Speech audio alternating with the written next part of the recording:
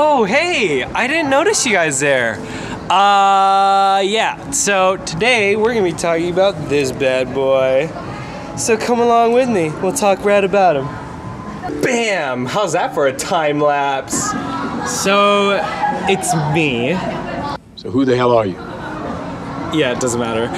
So, anyways, why am I making this YouTube channel? Aside from the fact that I got 3,000 subscribers, I only asked for 3. That's mathematically 1,000 more. Do the math. Anyways, the other reason why is because my sister, I was so bothered.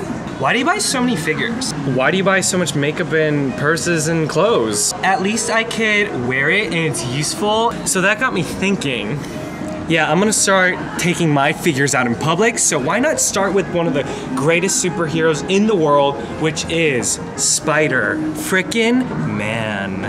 So, his head moves down and up.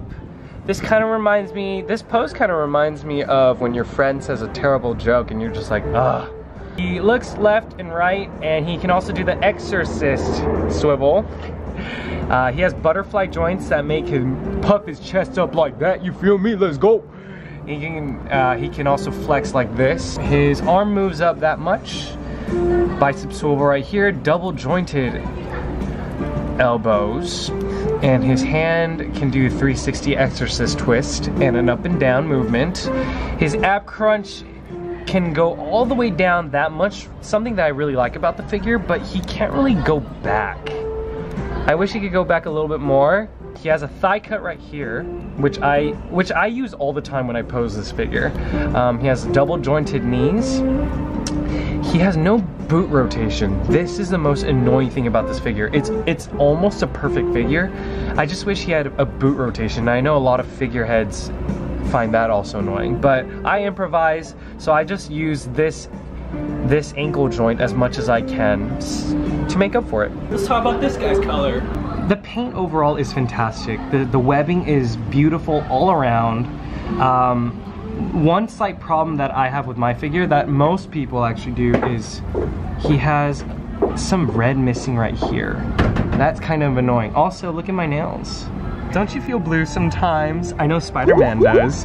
The blue is actually very good all around as well. One problem I have with the blue is I wish that Hasbro used blue pins here. The red is kind of like, oh, this figure's so sick, and it's like, what the heck? One thing I don't like about the Hasbro figures is they put their VIN numbers here. Why can't you just put it here? Hasbro, please?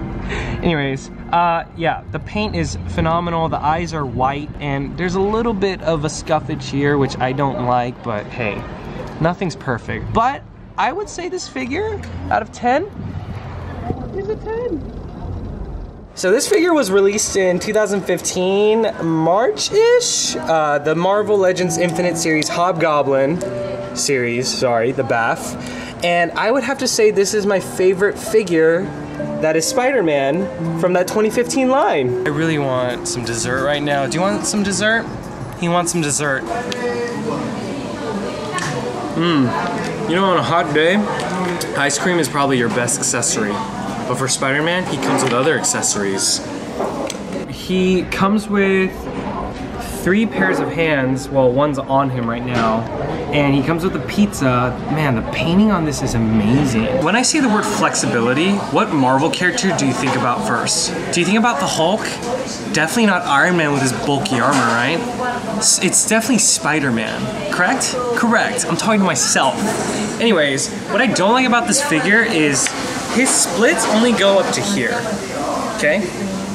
But my Iron Man figure can do the splits. That's enough! I actually got this figure back not too long ago. I traded an Agent Venom for this figure, Hobgoblin series Daredevil, and a Target exclusive Vision. I know, it really wasn't a fair trade if you look at it now. However, Agent Venom was super expensive back then. So I guess this is a way to show how times change. This figure is actually pretty cool. You can get him into so many dynamic poses like this. You could get him wall crawling or whatever. I just always like posing him with the thwipping action. Family, I think it's time for the size comparison. Check this out. This is not an accessory, however, it's my measuring tape. As you can see, this stands at about 6.5 inches tall. Here's him next to Hulk from the Thanos wave. And here's him next to the Mark 42 Iron Man. I really need to update my Iron Man figure in my collection, but whatever. Hulk keeps falling, so he's gonna lean on AHA BHA clarifying treatment toner. And why the heck not? Here's a size comparison to my favorite skincare product. To expand on the idea that he's not flexible enough, here's also Hulk being able to do splits. Why?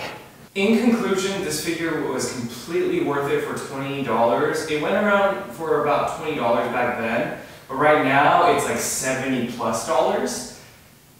I wouldn't say it's worth it for $70, but hey, if you want to buy it, go ahead and buy it, because this figure is a must for any Spider-Man lover and any figure lover.